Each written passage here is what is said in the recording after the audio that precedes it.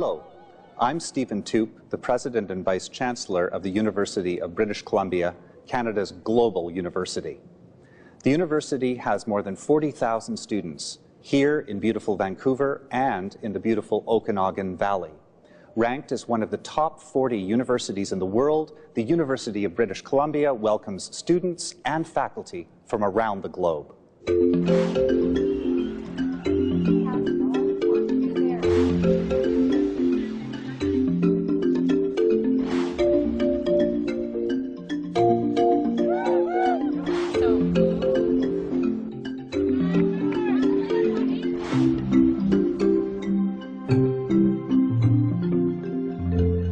See, unless we do that direct glucose oxidation, we'll never be able to understand. So here we're just hypothesizing that under these circumstances, glucose oxidation must be going up. But unless we do that experiment, we won't know. That excitement of transmitting the knowledge that I have got over the last 20 years to these 20-year-old kids who are going to be pharmacists and doctors, you know, you cannot never replace this.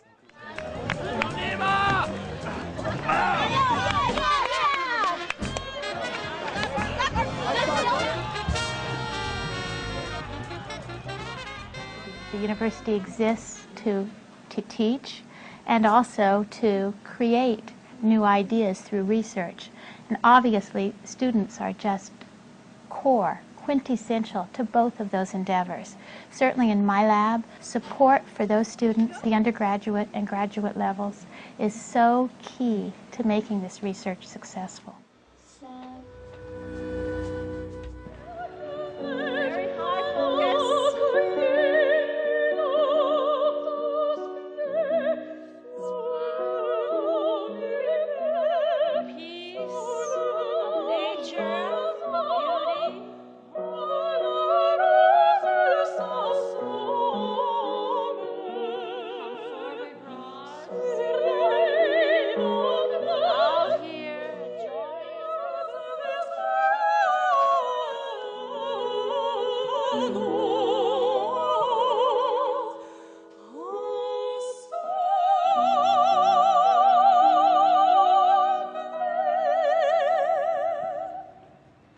Beautiful, beautiful. At UBC, I'm spending my time divided between teaching and developing new teaching methods and research in how students learn science and applying those ideas and testing them. A big part of my effort is going to be developing a large community of faculty who are carrying out these reforms and carrying out this scientific approach to teaching, where you don't just teach, but you teach and evaluate and build on that information to continually improve how students learn. Hi, my name's Nick, and I'm originally from Montreal. I came out to UBC to do my PhD 4 years ago, because UBC has some of the best minds in the country and in the world. And I find actually you need sort of quality time to think. So one of the best ways is to escape out into the endowment lands near UBC. This was when the idea came that we've been working on a vaccine for children. And children vaccines are very technical and difficult to develop. So suddenly sort of the light went on out in the woods there that, gee, well, maybe we should vaccinate cows instead of kids. It'd be a lot faster. We just hadn't thought of it until then. So I came back in record time to UBC, started to look at these things. Hi there, my name is Evan Adams. I am from the Sliman First Nation, and I am also a physician. I'm studying Aboriginal family medicine here at UBC. It's one of the few places in the country that trains doctors to work specifically in Aboriginal communities.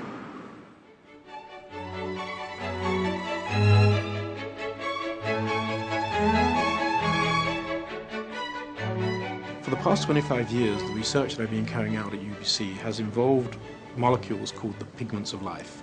These are highly colored molecules such as chlorophyll that makes plants green and heme that makes your blood red. And so what we have done is to develop porphyrins that naturally accumulate in diseased tissue, so that when we shine light on the diseased tissue, these porphyrins catalyze the destruction of this tissue. Our drug Visudyne was approved by the FDA, and since then it has been approved in 62 countries around the world. It is the only treatment available for the wet form of macular degeneration, and we are currently saving thousands of people from going blind, as measured, for instance, by the first 2-year sales, which were $600 million.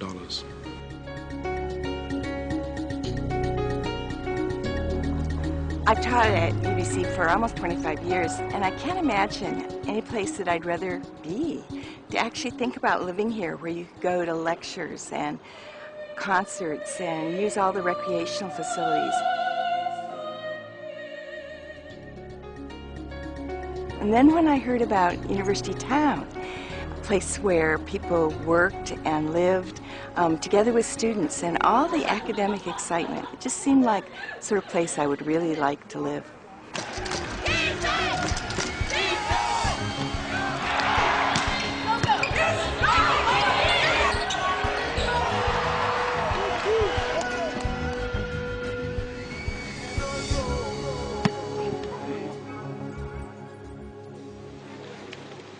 I love the Okanagan. I love being so close to home, and I love how small it is up here and how warm and cheap it is to live here. So I said I should stay here and get a great university education now that it's UBCO. Is that it doesn't stop at this level.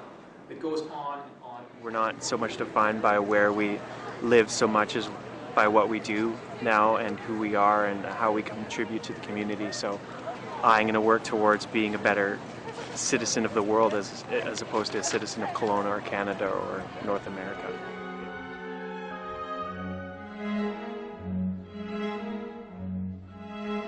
Learning Exchange is an outreach facility in the downtown east side, and it's meant to bring people together from UBC and people in the community.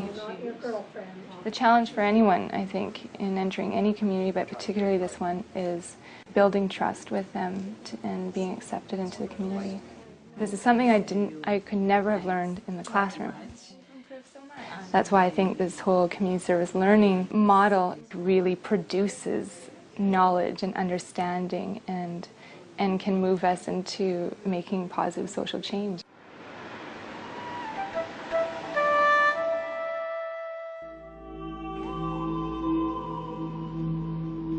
The problem we're working on right now is trying to determine the age of the universe. And we do this by using the Hubble Space Telescope. And we use a particular type of star, a star called a white dwarf star.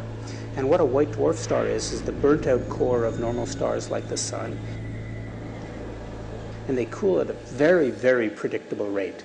So nature has provided us with these wonderful clocks in space. And the age, in fact, we've derived seems to be just under 14 billion years. The driver for most astronomers is intellectual curiosity.